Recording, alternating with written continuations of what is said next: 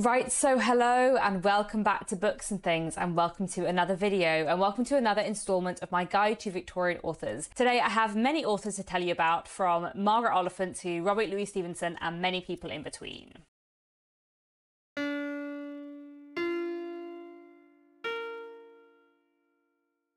The first author I want to mention today is E. Nesbit, who was born in 1858 and died in 1924. She is best known as an early 20th century children's writer, but some of her books did come out in the Victorian period, and she lived quite a lot of her life during the Victorian period. She wrote both for adults and for children, and she wrote over 60 books during her lifetime. She was also a socialist and a political activist, and was a co-founder of the Fabian Society. I think I read some of her books when I was a child, probably her two most famous books, which are from the Edwardian period, Five Children and It and The Railway Children. I don't think I've read any of her Victorian books, but I hear very good things about The Story of the Treasure Seekers and The Would-Be Goods. I know that my Victober co-host Kate Howe really loves those two, so I definitely need to get to them at some point. Then our next author is the wonderful Margaret Oliphant. She was born in 1828 and died in 1897. She was a Scottish writer, although she also spent a lot of her life in Liverpool. Her first novel was published when she was just 21 years old, and she wrote a lot of books. I believe she wrote over 100 novels over the course of her life. So just hugely prolific. I feel like every time I see an author who wrote more than 20 books, I'm like, goodness, how prolific. And then when I come to an author like Margaret Oliphant, who wrote 100, I'm just in awe, especially because she is so good. Like, I think she's a fantastic writer. She was a massive bestseller in her time. She was really, really popular. And she was in fact a favourite author of Queen Victoria's, but she has been fairly forgotten now, and undeservedly, because as I said, she is really great. She wrote a really wide range of stuff, everything from realism to supernatural stories to historical fiction, and she was, as I said, very prolific. She was also a mentor to Emily Lawless, who we spoke about yesterday, and in general was a really interesting person. If you want to know a bit more about Margaret Oliphant's life and more about her books, then I'm also going to link down below a video that Elizabeth at a Literary Princess put up recently. She knows more about Margaret Oliphant than I do, and it's a fantastic video, so do go over and watch that as well. So I've read 6 novels and some novellas / short stories by Margaret Oliphant. So I've read the majority of her Carlingford Chronicles, which begins with a short story, The Executor, and then goes The Rector, The Doctor's Family, Salem Chapel, The Perpetual Curate, and Miss Marjoribanks. I've read all of them, and then the final book in the series is Phoebe Junior, which I've yet to read. Her Carlingford Chronicles are a really fun series, much like the Barsetshire Chronicles by Anthony Trollope. They are a series of interconnected novels all set in the same place. So each book kind of follows different characters, but the characters from the previous books show up and everyone lives in the same town of Carlingford. They're really, really good fun books. And then beyond her Carlingford Chronicles, I've also read Hester from 1883, which is my favourite Margaret Oliphant novel, and I would say probably the best place to start with her books. It is truly fantastic. This wonderful sort of proto-feminist novel about these two women sort of clashing. We have Miss Catherine, who runs a bank, and her young relation Hester, and it's just such a wonderful, wonderful novel. I would also really recommend some of her shorter works. So this Persephone classic is a bind-up of 2 novellas, The Mystery of Mrs. Blencarrow and Queen Ellena and Fair Rosamond, both of which are really great and really worth the read. So this is a good place to start with her books as well. I definitely want to read more by Margaret Oliphant. Whether I will one day read all of her books, I don't know. She did write a lot, but I definitely need to read Phoebe Junior, the final book in the Carlingford Chronicles, and I want to try and read that soon because I feel like I haven't really done justice to the Carlingford Chronicles so far. I've read them slightly out of order, and I had some quite big gaps between some of them, so I feel like I haven't appreciated them to the maximum extent. So maybe I need to read Phoebe Junior and then do a reread of them all. I don't know. She wrote a lot of other books I have to get to too. I also really want to read some of her ghost stories because I feel like that would be really fun and quite different as well. The next author I want to tell you about is Weeda. Weeda is the pen name of Mary Louise Ramey. She was born in 1839 and died in 1908, and she was a novelist and a playwright who wrote more than 40 novels. She was also like a kind of important figure in the sort of literary social scene. In the 1860s, she lived in a fancy London hotel and hosted soirees where lots of writers came along to chat to each other. She was friends with Oscar Wilde, Wilkie Collins, Robert Browning, and various other writers. Later on in life, she lived in Italy, where some of her work is set. In general, her work is very feminist, and she was also an advocate of animal rights. And apparently quite a few of her novels are a bit of a blend between like sensation fiction and adventure novels, which sounds really, really fun.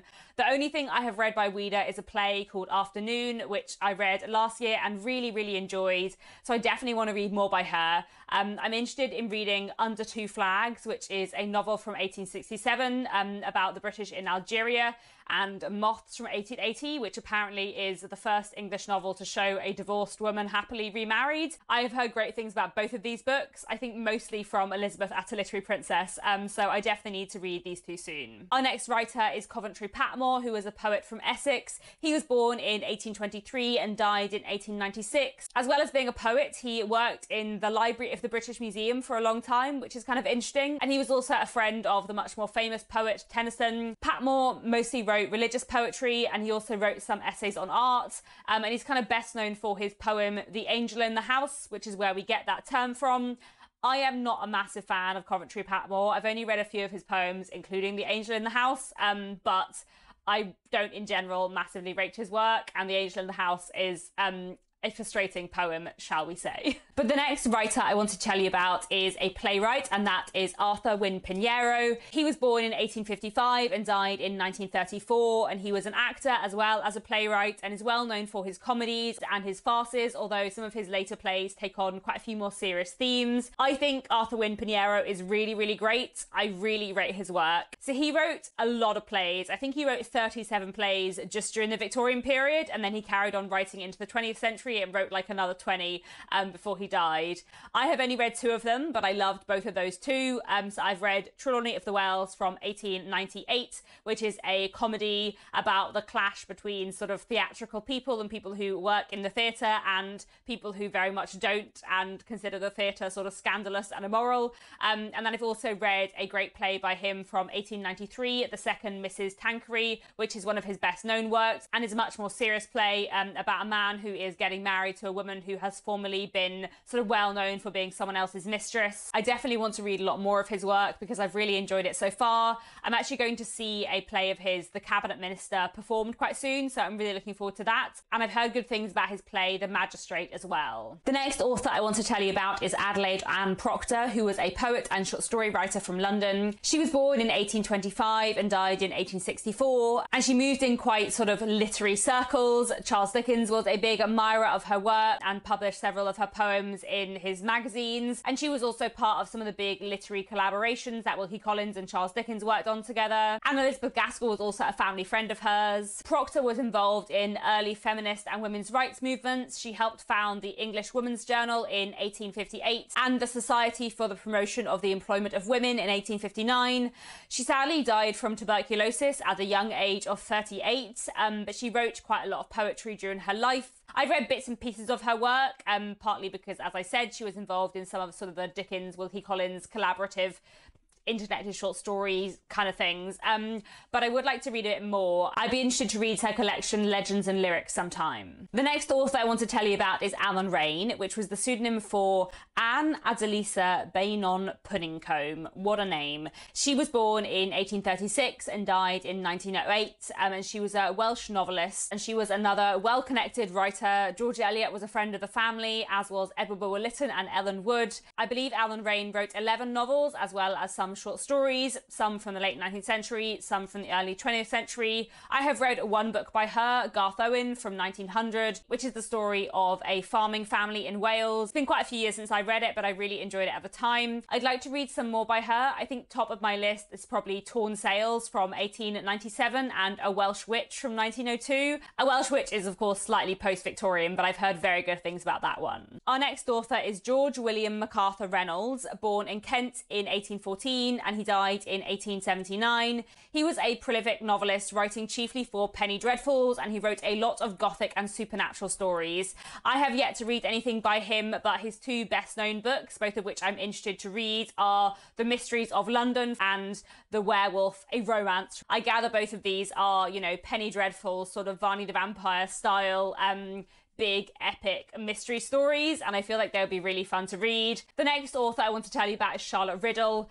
I always instinctively want to say her name as Riddle, but I'm pretty sure that it is meant to be said as Riddle. Some of her early works were also published under the pen name F.G. Trafford, and some of her later books were published under the name Mrs. J.H. Riddle. Charlotte Riddle was born in 1832 and she died in 1906. She was Irish but moved to England in her 20s, and she was a novelist and short story writer. I believe she wrote around 40 novels and a lot of short stories. She also worked in journalism and was an editor of the literary journal the St. James magazine, and she wrote both realist fiction and gothic stories. So the only book by her that I've read is this. This is A Struggle for Fame, which is fantastic. What a truly amazing Victorian book this is. This is a story of two people, a young man and a young woman, who come from Ireland to London in order to try and make their fortune as writers, and it looks in a fascinating way at the mid-Victorian literary scene, at the differences between being a male or a female writer. It's just such a wonderful novel. I feel like it's a fantastic kind of proto-feminist Victorian book, but also it's so interesting in terms of publishing and the literary world of the Victorian period. I love this so much, so I definitely need to read some more by Charlotte Riddle. I think top of my list is probably her book Her Mother's Darling from 1877, and I'd also love to read some of her supernatural writing too. I think there's a collection called Weird Stories that's meant to be really great.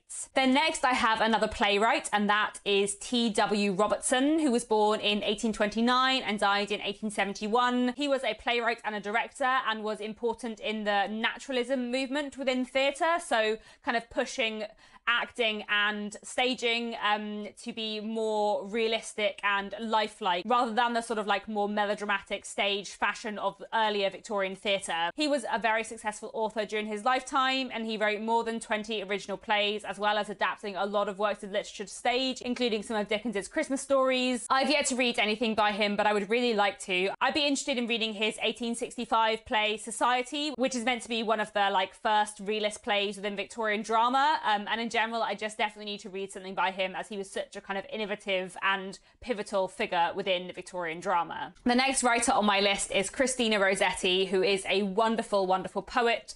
She was born in 1830 and died in 1894, and she wrote poetry both for adults and children, a lot of which deals with themes of religion.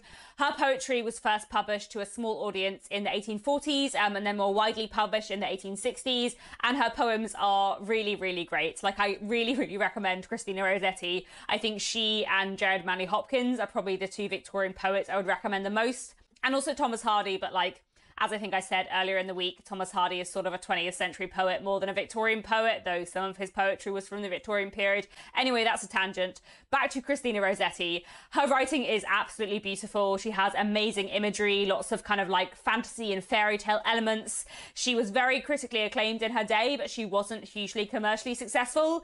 Nowadays, she is best known for her long poem Goblin Market, and also for having written the words to the Christmas Carol In the Bleak Midwinter. She wrote that as a poem, and then it was later set to music. I have read quite a lot of her poems, so I've got her selected poetry here, and I've read all of this, and I've also read quite a few other bits and pieces. I think my favourite poems by her, Goblin Market would have to be up there. It's a long, fascinating poem, but I also absolutely love Convent Threshold, which is probably my favourite by her, and Winter My Secret is great as well. In general, I just think she's a really accessible and interesting Victorian poet, so I highly recommend her work. She also apparently wrote some prose, which I didn't know until I was researching for this video, so I want to read her short story collection Commonplace and Other Stories. That would be fascinating. As well as being a poet, she also sat as a model for some of her brother's paintings, because her brother was an important artist and he also illustrated some of her poems, and in fact we're going to talk about him next. So let's move on to Dante Gabriel Rossetti, who was born in 1828 and died in 1882.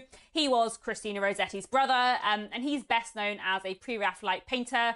He's a very, very significant artist, like one of the most important figures in the pre-Raphaelite Brotherhood. But as well as being a painter, he also wrote poetry. So he sometimes wrote sonnets to accompany his paintings, and he wrote various other bits and pieces of verse as well. I have read some of his poems in anthologies and collections. I quite like his poems, but my general feeling is that he was a lot less talented as a poet than his sister was. He was also married to Elizabeth Sidle, who was a model and an artist and also a writer, and we're going to talk about her in a minute too. But first, let's talk about John Ruskin. Ruskin was born in 1819 and died in 1900, and he is a very significant non-fiction writer from the Victorian period. He chiefly wrote art criticism and social criticism, as well as some history books and also some poetry as well.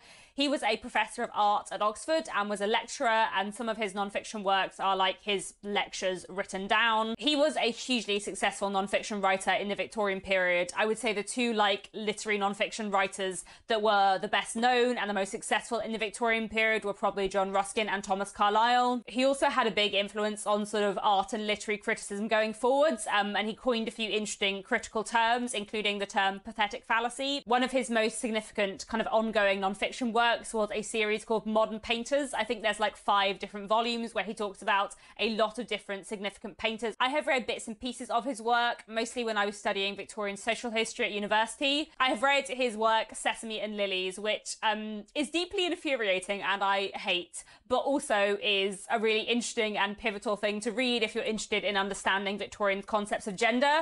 There is a lot in Sesame and Lilies about what Ruskin perceived the roles of men and women to be, and there's also a lot about gender and morality. Ruskin very much was of that Victorian school who believed that women were more innately moral than men, and therefore it was women's duty to make sure the world was moral, and any immorality in the world was all women's fault, because, you know, he thought men were naturally more immoral and therefore couldn't be expected to take any responsibility for the immorality of the world, so everything was the fault of women. I feel like Sesame and Lilies, especially the section of Queen's Gardens, is so utterly infuriating, but I also feel like it's one of the clearest examples of a lot of prevailing Victorian ideas about gender, so I feel like it's a really, really worth reading if you're interested in the history of gender, but it will infuriate you. The man's power is active, progressive, defensive. He is eminently the doer, the creator, the discoverer, the defender. His intellect is for speculation and invention, his energy for adventure, for war, and for conquest, wherever war is just, wherever conquest necessary. But the woman's power is for rule, not for battle, and her intellect is not for invention or creation, but for sweet ordering, arrangement, and decision. She sees the qualities of things, their claims and their places. Her great function is praise. I'm just so angry. Anyway, the other interesting thing I've read by Ruskin, which I think is interesting in a less complicated, angering way, is The Storm Cloud of the 19th Century, in which Ruskin talks about his concern about what industry is doing to the environment. And I think that's a really, really interesting thing to read in terms of sort of early concerns about the environment and how human action is impacting the environment. So that's really worth a read, and from my memory is less complicatedly interesting, shall we say. The next author I want to talk about is James Malcolm Rymer. He was born in 1814 and died in 1884, and he's best known as a writer of penny dreadfuls. The two he is most famous for are Varney the Vampire and also String of Pearls, which is the penny dreadful in which the character of Sweeney Todd first appeared. We don't know that much about James Malcolm Rymer's life.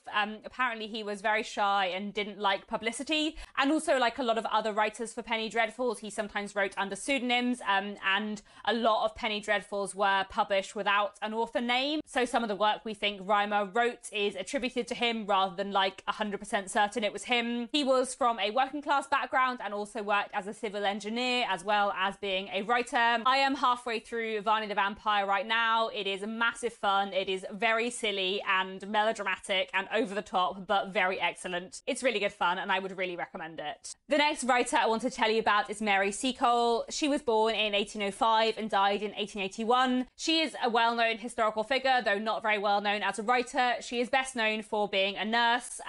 She was half Jamaican, half Scottish, born in Jamaica, but settled in London later in life.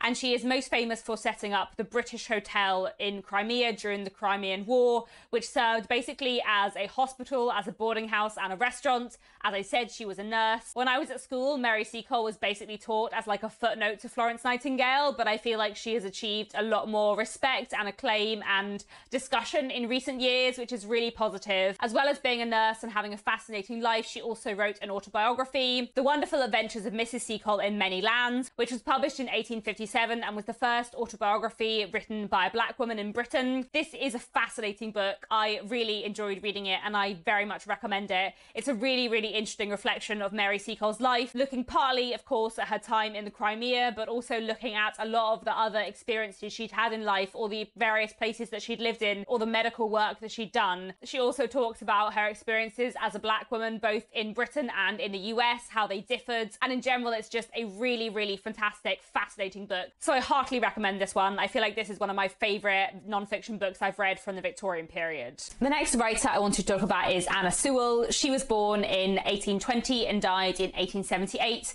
and she was a children's novelist from Norfolk, famous for her novel Black Beauty, the autobiography of a horse, which was published in 1877. That was the only book that she published, and she died not long after its publication, but it became very famous and was a very popular children's classic throughout the late 19th and early 20th century. I think it's one of the earliest novels in the English language written from an animal's perspective. I have been trying to remember whether or not I read Black Beauty as a child. I feel like I probably did. I definitely saw the film, but did I read it? I'm not 100% certain. Maybe I should read it for certain as an adult at some point soon. The next author I want to talk about is Irish playwright George Bernard Shaw, who was born in 1856 and died in 1950. He was from Dublin, part of a wealthy Protestant family, but he moved to London as a young man and later settled in Hertfordshire. He was a realist writer, very influenced by Norwegian playwright Henrik Ibsen, and he was very successful in the late 19th and early 20th centuries. George Bernard Shaw was also a socialist and part of the Fabian Society, and you can see some of the themes of socialism and anti-capitalism in his work. He wrote, I think, well over 60 plays, many of which are from the 20th century, but some of which are from the Victorian period. He also wrote some prose, including his novels An Unsocial Socialist and Immaturity, and some political non-fiction too. So I've read 5 of his plays from the 1890s, and then I've also seen one of his later plays, Major Barbara. So the 5 plays by him I've read are Widowers' Houses, The Philanderer, Mrs. Warren's Profession, Candida, and You Never Can Tell. I would say that the best places to start with his work are probably Mrs. Warren's Profession, which is a really interesting play about a young woman who's sort of a new woman figure coming into conflict with her mother when she realises how her mother has earned her money. And I'd also say that You Never Can Tell is a pretty good place to start with his work too. It is a less serious, much more comic play, and it's really, really good fun. I just had a great time with You Never Can Tell, and I really recommend it. I definitely want to read more by George Bernard Shaw. There are a lot more plays by him that I'd like to read, including Arms and the Man and Pygmalion, but I'd also like to read some of his prose. I'd be interested in reading his novel An Unsocial Socialist, just because what a great title, and I also would like to read his novel Immaturity, which is, I gather, a kind of semi-autobiographical coming-of-age story, so that sounds really interesting too. The next writer I want to talk about is Elizabeth Ellena Sidle, who was born in 1839 and died in 1862. Sidle was a model, artist and writer from London. She's kind of best known for being a model for the Pre-Raphaelite Brotherhood, although she was also an artist in her own right, and one of the only women to exhibit alongside the Pre-Raphaelite Brotherhood. She later married Dante Rosetti, who we spoke about earlier, although they had quite a strained relationship, partly because his family disapproved of her because she was from a working class background. She was also a poet, although her poetry was never published during her lifetime. She died very young, possibly from tuberculosis, and her poetry was later kind of uncovered and published, and I would be really interested to read some. The next writer I want to talk about is Samuel Smiles, who was born in 1812 and died in 1904. He was a non-fiction writer and social reformer from Scotland and was part of the Chartist movement, as well as being very critical of sort of laissez-faire government. He began his career training to be a doctor before moving to journalism instead, and then writing non-fiction books as well as articles and essays.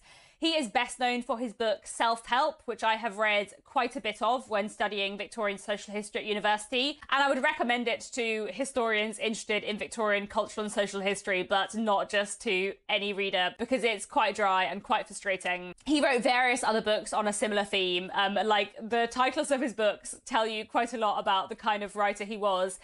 He wrote books such as Character, Thrift, and duty. He's one of those Victorian thinkers who really kind of like idealized the middle classes, and he was very critical both of upper and working class people who he considered to be immoral and lazy. Like the theme of self-help as a book is all about how if you work hard and help yourself, then you'll succeed, and therefore if you haven't succeeded, it's your own fault. I am not a fan of Samuel Smiles, but he was a pretty significant non-fiction writer of his day, so I thought I would mention him here. Then our final author for today is Robert Louis Stevenson, who was born in 1850 and died in 1894. He was a Scottish writer born in Edinburgh, although he spent a lot of his later life in London. He wrote both for children and adults, and he wrote in quite a few different genres. He wrote gothic fiction, historical fiction, some adventure novels. As well as novels, he wrote short stories and non-fiction, mostly travel writing, and he also wrote some poetry as well. So I've read a few bits and pieces by Robert Louis Stevenson. I've read Treasure Island, his sort of adventure children's novel from 1883, which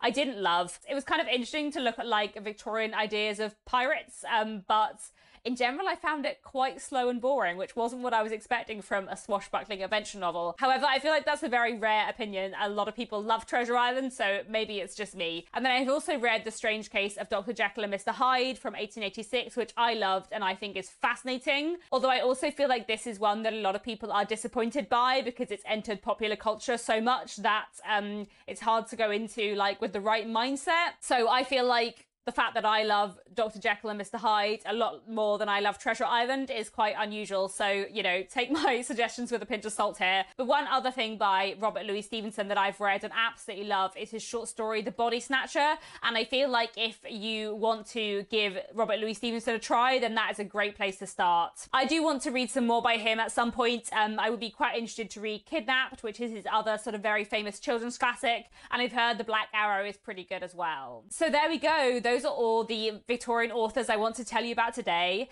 Please do come back tomorrow where we're going to be doing the last video in this series, talking about authors from Bram Stoker through to Israel Zangwill, by way of Harriet Taylor Mill, William Makepeace Thackeray, Anthony Trollope, and all of his relations. So many people within the Trollope family wrote novels. We'll also be talking about H.G. Wells, Oscar Wilde, Ellen Woods, Charlotte Mary Young. I feel like we have an awful lot of very big authors to cover tomorrow, so maybe it's going to be an exceptionally long video, but we will see. I'm looking forward to it anyway. Do let me know down in the comments if you have come across any of these authors and what you think of them. Otherwise, that's all for now, and I'll be back tomorrow with another bookish video.